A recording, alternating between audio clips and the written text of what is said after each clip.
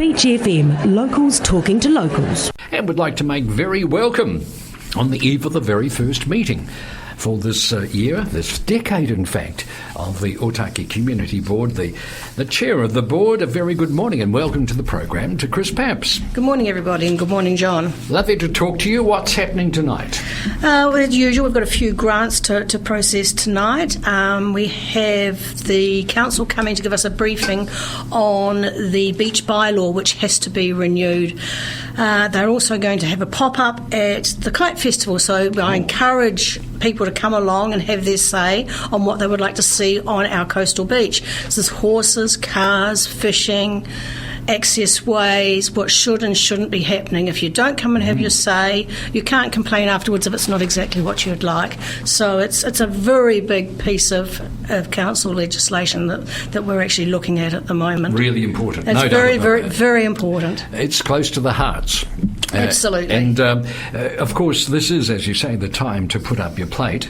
But it's also a time when the council has to listen genuinely to the community, doesn't it? They do, yes. Because if people go to the effort of making the submissions or writing it down, they at least deserve to be patiently and how can I put it, and accommodatingly listened to. Yes, and this is your chance now. I think it's every 10 years or something. It's a long time that this Yes. bylaw will be in place. Yes. And if you don't have your say now, it's a long, long time before you get another chance to actually either change anything or get anything extra put in.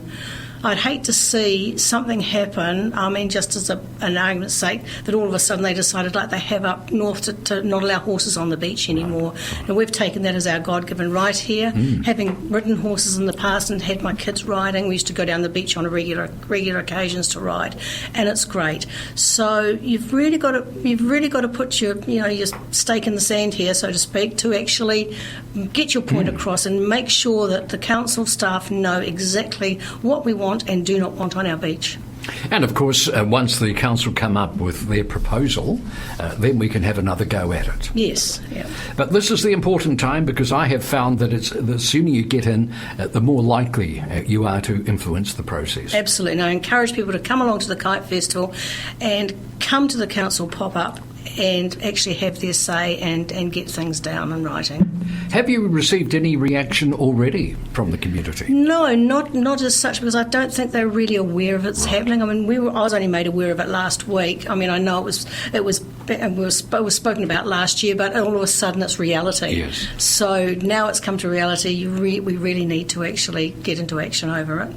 Excellent. Well, you mentioned the Kite Festival, very important for the community. Absolutely, it's fantastic. It is so good for Otaki, and it's just going from strength to strength. Every year there's more and more people, more and more kites. The Otaki promotions group actually do a wonderful job on this. They're absolutely great. Who would have known that it was going to grow into literally an international event? Absolutely, and this is little old Otaki we're talking about, and we've got the Maryland Film Festival a week or so in March. So Otaki's really getting on the map worldwide, not just within New Zealand. It's a great little spot. It's our little paradise. It is a little paradise, no doubt about that, and there's a smile all over your face when you talk about the Kite Festival, so it's good for morale, but is it good economically as well? Oh, it must be. The people that come into the community for it, I mean, they're spending in the shops, and it's just good to see so many people enjoying our beautiful beach, and it is a beautiful beach. It's lovely. So, okay, that's very, very high on the agenda, the beach bylaw. Incidentally, and unfortunately, we had a caution today. People are advised to take caution if swimming at the Otaki Beach Surf Club because of the current enterococci status. I imagine enterococci. Well, I imagine it's a plural of enterococcal bacteria. So that's the official word, and that's unfortunate because that's where you're supposed to swim, between the flags. Between the flags, yes. Oh dear. Fortunately, it's not a really brilliant day, so they might not have too many people there. Possibly. So, and that's another aspect of it, the environmental side of things, not just the way we use it, the way we look after it, the way we protect it. Yes. We've got a couple of gems in Otaki. I mean, we've got the Haruatai Park with the pool, and that's another gem in Otaki's crown. That is a fantastic facility for Otaki. Now, that's relatively recent, isn't it? The playground and the splashes and all that. Yes, we've got the splash pad which came with the pool, with the new roof renovation and everything. And the pool is fantastic. I took my kids out to the pool in Lower Hutt, my grandkids, during the holidays, and I think our pool is far superior to this. And quite honestly, our lifeguards, or whatever you want to call them, that wander around the pool, far better at patrolling than the ones in the hut. They were far more observant, do a far better job as far as I can see. I was actually quite appalled at some of the antics that were going on in the hut pool that they just wouldn't get away with in our pool. Really? Oh, but ours are so much better. Yes, I know, absolutely. No doubt about and the play area is lovely, and for little kiddies, and the little pump track, and the exercise equipment for the older people. It's just a fantastic facility. The cricket ground, the soccer ground, everything's there. It is. In fact, it shows the way to a place called McLean Park, in my opinion. Oh, I think so. And now with the tennis courts having the new surface and they're multi-purpose, and now that is open to the public, the pool is open, so the public can go in and use the tennis courts. And so that's fabulous. You have to say to their credit that the council have invested a lot in Otaki in recent years. Absolutely, we've been very lucky. But that was previous community boards and councillors that put their hand up and actually got these things on the long-term plan, the annual plan.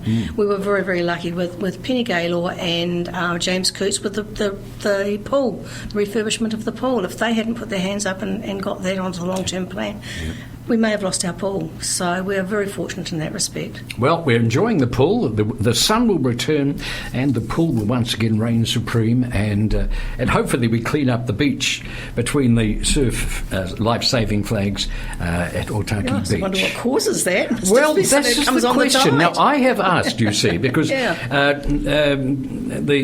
Parapara Beach at Toru Road has high levels of faecal contamination. And I asked the Penny Gaylor, you've just mentioned her name, of course she's now on the regional council.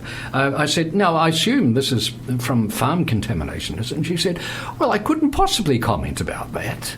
And I thought, well, perhaps we should jolly well find out, just do tests up the stream and find out where it's getting contaminated and track the source. I thought you did that sort of thing. Absolutely, yes. So, we've got this big ocean out there, and where's it coming from? Indeed. Okay, question for the day. You've got lots of questions. You're rushing off to a meeting, have a meeting tonight, it's all go. Chris, thank you very much for sparing us the time here on Beach FM. Thank you very much. 106.3 Beach FM.